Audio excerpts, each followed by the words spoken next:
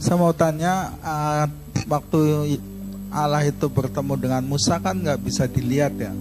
Tapi setelah di dalam kisah Yakub berkumpul dengan Allah itu kan sampai berkelahi ya, gitu. Jadi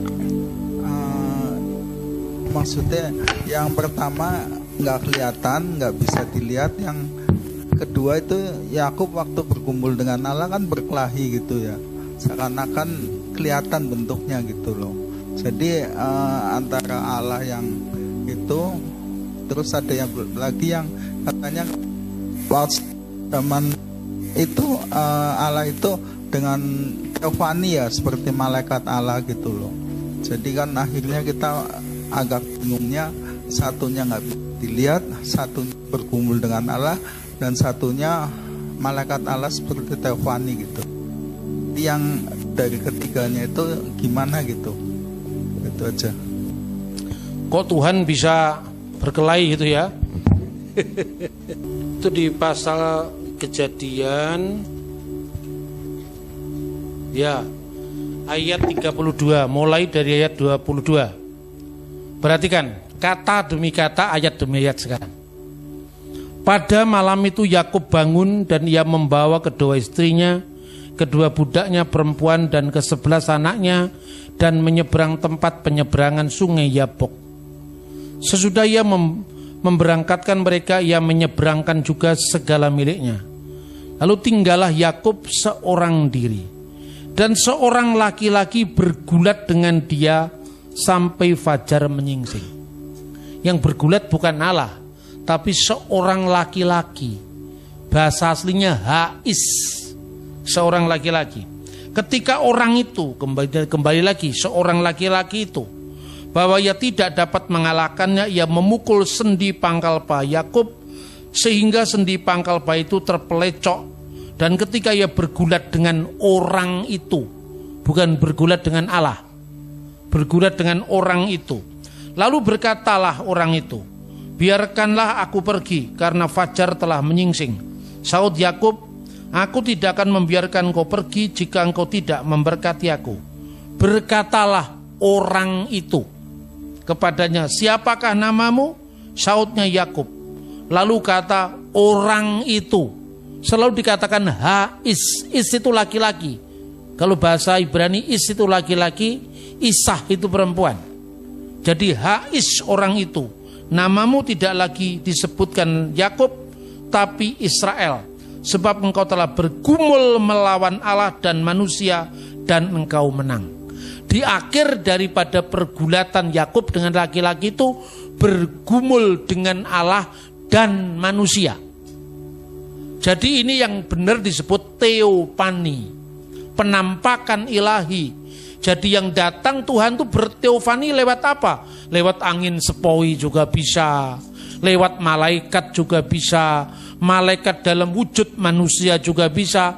Tapi Allah tetap bisa tidak dilihat dalam wujud kekalnya.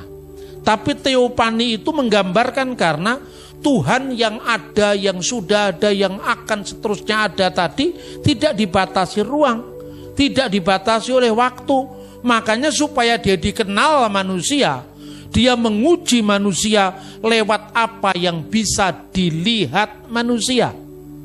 Itu kira-kira jawaban orang Yahudi, jawaban Kristen, mulai dari rabi-rabi Yahudi sampai Martin Luther sampai Calvin sama.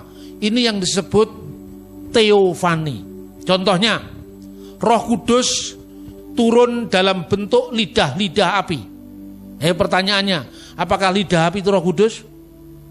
Nah nanti kalau lidah api Roh Kudus, ada rumah kebakaran, Roh Kudus membakar rumah kan gitu, ya kan? Tapi Anda percaya bahwa Roh Kudus turun dalam bentuk lidah-lidah api? Api yang khusus itu, bukan setiap api itu ada Roh Kudus, ada Roh Kudus. Nah nanti kan susah kalau begitu.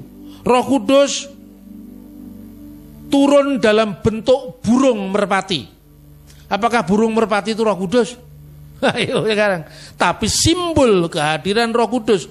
Lah kalau Roh Allah bisa turun dalam bentuk lidah-lidah api, dalam bentuk merpati, apalagi dalam bentuk manusia. Lah inilah yang bergulat dengan Yakub. Bentuk manusianya itu apa namanya? penjelmaan dari malaikat dalam bentuk manusia. Nah, kemudian kok memberkati? Ya karena dia membawa nama Tuhan, utusan Tuhan.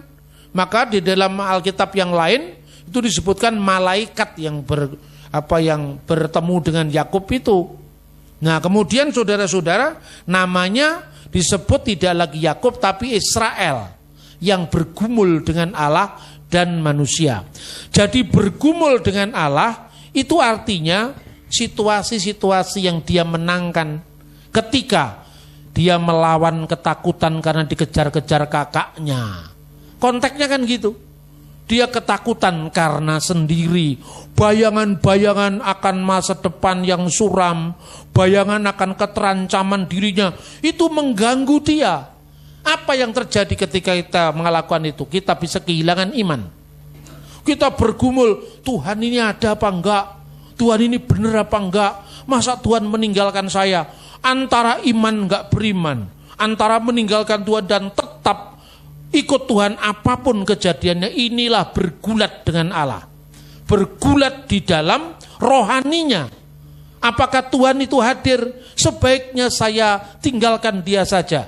Makanya kata ada untuk Tuhan itu bermakna dua. Ada secara eksistensial. Ada dalam keberadaannya yang kekal. Maka aku ada yang aku ada. Tetapi ada yang kedua. Kalau engkau mengakui keberadaannya, dia hadir padamu. Kalau kamu tidak mengakui, dia tidak ada bagi kamu. Paham yang saya maksud? Nah itulah, maka kata yang diterjemahkan, dia akan menjadi Allahmu. Itu bahasa aslinya, dia akan ada bagimu. Diterjemahkan akan menjadi Allahmu. Karena apa? Karena kalau kita mengundang Tuhan, dia hadir. Ada dalam hidup kita. Tapi kalau dia menolak, ya dia tidak hadir. Itulah bergumul dengan Allah. Tapi bergumul dengan manusia yang kelihatan tadi. Yang kelihatan secara fisik tadi. Hais orang itu, laki-laki itu pergumulan. Tapi akhirnya Yakub memenangkan. Fisiknya dia ditandai kena sendi pangkal pahanya, maka sampai hari ini orang Yahudi tidak boleh makan daging di sendi pangkal paha. Kalau Anda Batak boleh. Karena ini hukum bagi orang Yahudi. Kadang-kadang kita ini lebih Yahudi ketimbang Yahudi. Ya kan?